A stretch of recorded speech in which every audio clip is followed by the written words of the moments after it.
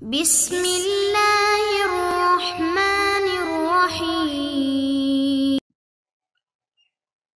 اعوذ باللہ من الشیطان الرجیم بسم اللہ الرحمن الرحیم الحمد للہ رب العالمین حمدا کثیرا کما هو اہلہ وصلی اللہ علی محمد واہل بیتہ الطیبین الطاہرین رب اشرح لی صدری ویسر لی امری واحلل عقدۃ من لسانی یفقهوا قولی. کتاب شرح باب ہدیہ شرح سبق نمبر 24 فصل دوم صفات ثبوتیہ میں سے قادر مختار کے حوالے سے ہماری آخری گفتگو کہ خداوند عالم قادر اور مختار ہے. تو فرماتے ہیں والحق خلاف ذالک کلہ والدلیل علی ما ادعیناہ انہ قد انتفى المانع بالنسبة الى ذاته وبالنسبة الى المقدور فیجب التعلق العام. 5 اقوال ذکر کیے تھے. حکماء اس بات کے قائل تھے کہ ان الواحد لا یصدر منه الا الواحد، کہ خداوند عالم کی ذات چونکہ واحد ہے لذا واحد سے واحد ہی صادر ہو سکتا ہے. خداوند عالم تمام پہ کس طرح قدرت رکھتا ہے.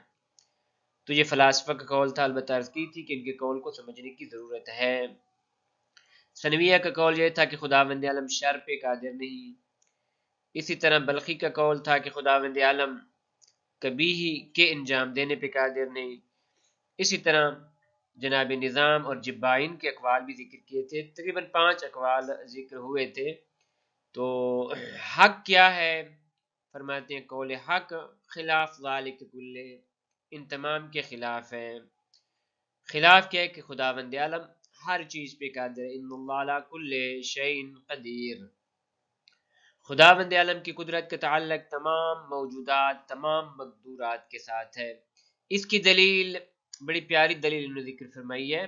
فرماتے ہیں دلیل یہ کہ دیکھیں نا، مانے خداوند عالم کا موجودات پہ قادر نہ ہونا یا بعض موجودات پہ قادر نہ ہونا، آخر اس کی وجہ کیا ہے؟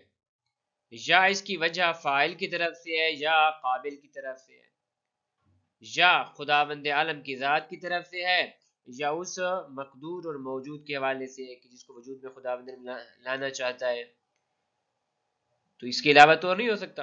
لیکن ہم دیکھتے ہیں کہ خداوند عالم کی ذات کی نسبت بھی معنی مفقود ہے اور اس مقدور کی نسبت بھی معنی مفقود ہے. خداوند عالم کی ذات کے اندر تقاضا موجود ہے کیونکہ واجب الوجود ہے، کسی کے محتاج نہیں. اور ادھر جو مقدورات ہیں ان کی جانب سے بھی معنی موجود نہیں.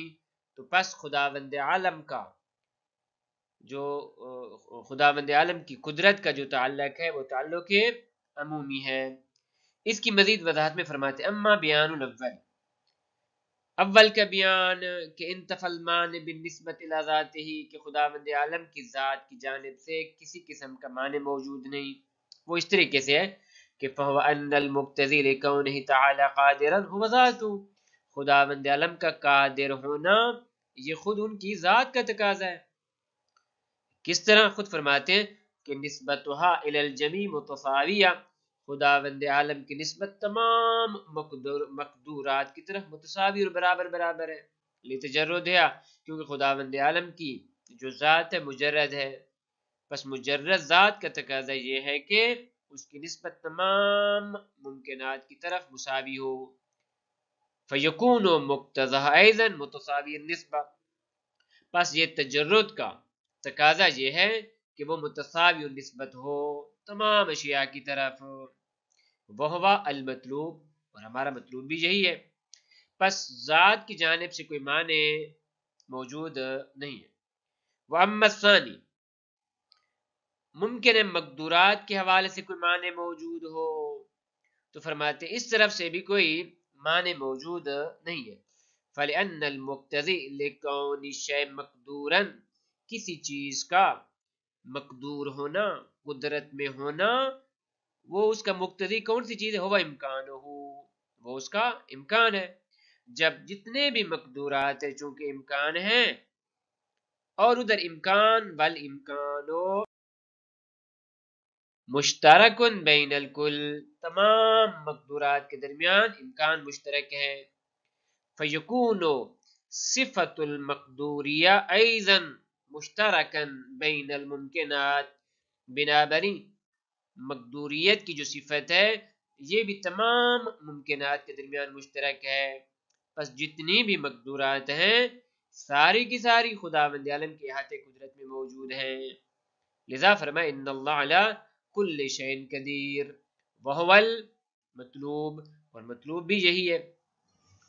اب جب یہ دونوں بیان مشخص ہو گئے، وَإِذَا انتفى المانع بالنسبة إلى القادر وبالنسبة إلى المقدور، جب معنی مفقود ہے قادر کی طرف سے بھی اور مقدور کی طرف سے بھی، تو واجب التعلق العام، تو تعلق عام واجب ہے.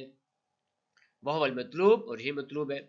میں اس کی سادہ سی مثال عرض کروں، اگر آپ کاغذ کو جلانا چاہتے ہیں تو آپ نے آگ لگا لی ہے کاغذ کو، اور کاغذ کے اندر تقاضا بھی موجود ہے اور کوئی معنی بھی موجود نہیں ہے. مثلا معنی یہ کہ کاغذ گیلا ہو، بس کاغذ گیلا نہیں ہے. ادھر آپ نے کاغذ کو آگ بھی لگا لی ہے تو بس کاغذ کے اندر جل جانے کا تقاضا موجود ہے اور معنی مفقود ہے، تو بس واجب ہے کہ کاغذ جلنا شروع ہو جائے. یہاں پر بھی ایسی چیز ہے. البتہ جو چیز مہم ہے وہ یہ ہے کہ ابھی تک جو ہماری گفتگو تھی وہ یہ تھی کہ آیا خداوند عالم کی ذات ہر چیز پہ قادر ہے یا قادر نہیں؟ تو ثابت ہوا کہ خداوند عالم کی ذات تمام مقدورات پہ قادر ہے. لیکن سوال، آیا تمام مقدورات کا واقع ہونا یہ بھی ضروری ہے؟ فرماتے نا یہ ضروری نہیں ہے. دیکھیں امکان اور چیز ہے اور وقوع اور چیز ہے. ممکن ایک چیز ممکن ہو لیکن ابھی تک اس کا وقوع نہ ہوا ہو. لذا فرماتے وَعَلَمْ أَنَّهُ لَا يَلْزَمْ مِنَ التَّعَلُّقِ، خداوند عالم کی ذات کا تقاضا یہ ہے کہ وہ قادر ہے اور اس کا تعلق تمام مقدورات کے ساتھ ممکن ہے، تو اس کا لازم الوقوع وقوع نہیں ہے کہ وہ چیز واقع بھی ہو جائے، حالت وجودی بھی پیدا کر لے. جی نہیں، بل الواقع بقدرتہ تعالی هو البعث. ہم دیکھتے ہیں کہ جو چیز واقع اللہ کی قدرت سے وہ بعض چیزیں ہیں. خداوند عالم قادر ہے کہ مثلا اڑنے والا گھوڑا پیدا فرما دے، لیکن ہمیں نظر نہیں آیا. تو اب اس کا یہ معنی نہیں کہ خداوند عالم قادر نہیں ہے. پس امکان اور چیز ہے اور وقوع اور چیز ہے. کیوں؟ خداوند عالم قادر ہونے کے ساتھ ساتھ حکیم بھی ہے. خداوند عالم جو عمل بھی انجام دیتا ہے، جو فعل بھی انجام دیتا ہے، کسی بھی چیز کو وجود میں لے آتا ہے تو اپنی حکمت کے تقاضے کے مطابق. جس طرح ایک باپ وہ بہت ساری چیزوں پہ قادر ہے کہ اپنے بیٹے کے لیے کرے، لیکن کیا ہے وہ بہت ساری چیزیں اپنے بیٹے کے لیے انجام نہیں دیتا. کیوں؟ کیونکہ اس کی عقل کا تقاضا یہ ہے، اس کی حکمت کا تقاضا یہ ہے. اسی طرح خداوند عالم کی ذات ہر چیز پہ قادر ہے. ان اللہ علی کل شیء قدیر، ہر چیز پہ قادر ہے، لیکن بہت ساری چیزیں خداوند عالم نے واقع نہیں فرمائی، ان کو وجود نہیں دیا. اس کے مقابلے میں ایک گروہ ہے وہ کہتے ہیں والاشاعرہ وافقوا فی عموم التعلق. اشاعرہ فرماتے ہیں یہ اس بات میں تم موافقت کرتے ہیں عدلیہ کے ساتھ اور معتزلہ کے ساتھ اور باقیوں کے ساتھ کہ خداوند عالم کی جو قدرت ہے وہ عمومی ہے، لیکن ادعوا ما هو الوقوع، وہ اس بات کا بھی دعویٰ کرتے ہیں کہ یہ جتنے بھی مقدورات ہیں واقع بھی ہیں. لیکن عرض کی یہ ضروری نہیں کہ جو چیز جس چیز پہ خداوند عالم آیا قادر ہے اس بات پہ کہ ایک ایسا خدا بنا لے جو اس کے مقابلے میں آ سکے. یہ عجیب قسم کے سوالات ہیں. البتہ دیکھیں نا جہاں پہ گفتگو ہے محال کی قسم ہے. ایک دفعہ محال عادی ہے، ایک دفعہ محال عقلی ہے. پھر جو محال عقلی ہے، محال عقلی کی دو قسمیں ہیں، محال عقلی ذاتی ہے اور محال عقلی وقوعی ہے. لذا اس بنیاد پہ معجزات، مثلا نبی جب ایک معجزہ دکھاتے ہیں، جی مثلا فرض کرتے ہیں کہ جیسے کہ جناب کے معجزات میں سے بھی ہے کہ دور سے ایک درخت کو جناب حکم دیتے ہیں، وہ درخت اکھڑ کے یا چل کے جناب کی خدمت میں پہنچ جاتا ہے. تو یہ محال عادی ہے، محال عقلی نہیں ہے.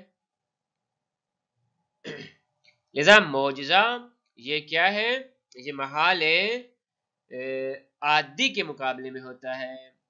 تو خلاصہ جو چیز محال ذاتی ہے، جس طرح اجتماع نقیضین، ایسا نہیں کہ خداوند عالم کے مقابلے میں ایک اور خدا آ جائے. اجتماع نقیضین یہ محال ذاتی ہے. اس میں بعض ایسی چیزیں ہیں کہ جو محال عقلی ہیں، خداوند عالم کی ذات ان کو وجود نہیں دیتی کیونکہ اس کی حکمت کے خلاف ہیں.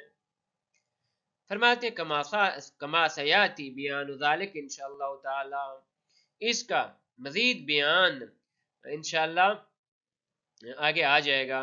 تو خلاصہ یہاں تک ہم نے ثابت کیا کہ نمبر 1 خداوند عالم کی ذات قادر ہے. نمبر 2 خداوند عالم کی ذات کی جو قدرت ہے وہ قدرت عمومی ہے. نمبر 3 خداوند عالم کی ذات اگرچہ ہر چیز پہ قادر ہے لیکن اس کے جتنے بھی افعال ہیں، جتنے بھی مقدورات ہیں، وہ ان کی حکمت کے مطابق ہیں. اگر حکمت موجود ہے ان میں تو واقع بھی ہے، اگر حکمت موجود نہیں تو واقع نہیں. نیز یہ کہ واقع اور امکان میں فرق ہے. ممکن ہے ایک چیز ممکن ہو لیکن ابھی تک واقع نہ ہو. صلی اللہ علی محمد و اہل بیتہ الطیبین الطاہرین.